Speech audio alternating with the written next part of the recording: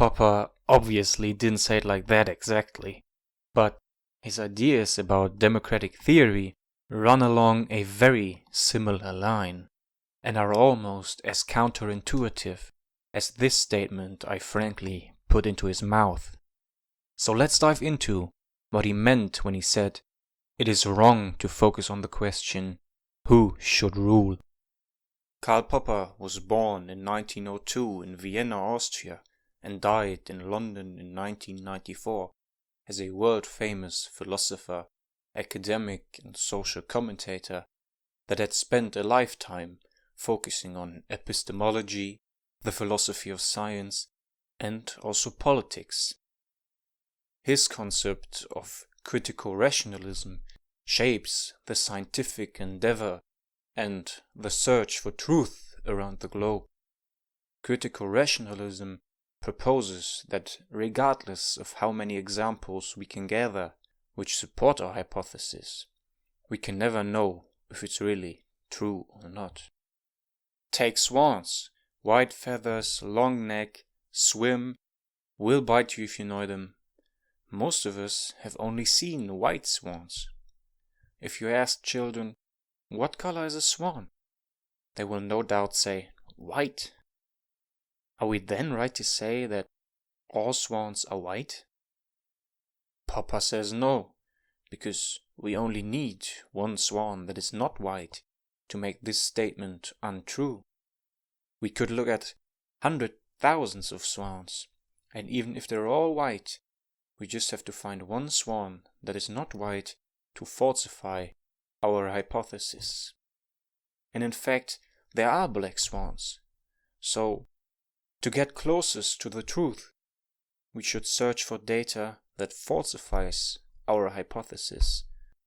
If we think all swans are white, we shouldn't look at countless white swans, but rather try to find a swan of a different color. This principle, Popper says, should be used in any scientific study. Don't prove, disprove a theory. Now, how does all this relate to democracy and voting? In a 1987 essay titled "On the Theory of Democracy," Popper extends his principles of critical rationalism into the political sphere. He asks himself, what does democracy really mean? The word itself stems from the Greek roots demos, meaning people, and kratos, meaning rule. But Popper points out the people rule nowhere. Governments and, unfortunately, also the bureaucracy rule everywhere. Furthermore, the GDR called itself democratic, but was not close to our picture of a democracy. Whereas Great Britain, Denmark, Sweden or Norway are in some sense monarchies, but way better examples for a democracy than the GDR ever was. So, no answer there really. Popper concludes, the only thing that matters is that the government can be removed without bloodshed. A democratic state is not defined by the people's ability to choose a new government, but by the people's ability to disempower the reigning one. For Popper, the act of voting shouldn't be seen as a promise of trust for the new government, but rather as a retroactive fine for the old government that disappointed, or as a applause for an old government that succeeded. This beautifully connects to critical rationalism. Your previous hypothesis may have been that the party you voted for in the last election would do a good job at governing the country, but their actual policies and actions have falsified your hypothesis, and now you discard this hypothesis by voting for someone else. Popper has two main reasons why we should take this retrospective approach to voting. First, The future is wide open. We do not know what the future holds. Neither do the parties running for office. Economic crisis, refugee crisis, COVID crisis. There will always be some unforeseeable events, some black swans that shape policy and action. Even if a party can keep a substantial part of its pre-election promises, it is not said that those are the right things to do post-election. The world is a dynamic and complex system. Intervention is hard and sometimes counterproductive. Therefore, Popper rather looks at what has truly happened than at what might hypothetically happen in the future.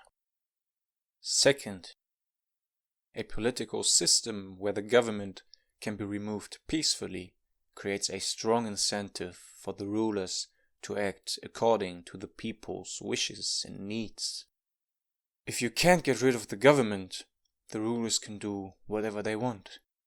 And I personally would add another empirical reason why this retrospective approach to voting could be a valuable alternative. We do not fully, deliberately decide who we vote for.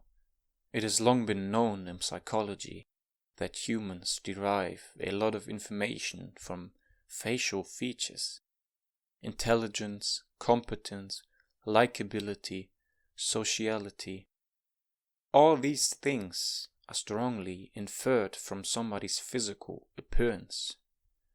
Naturally, this extends to the realm of politics as well. Alexander Todorov from Princeton University conducted a study where he showed participants pictures of candidates in the US Senate and Congress elections.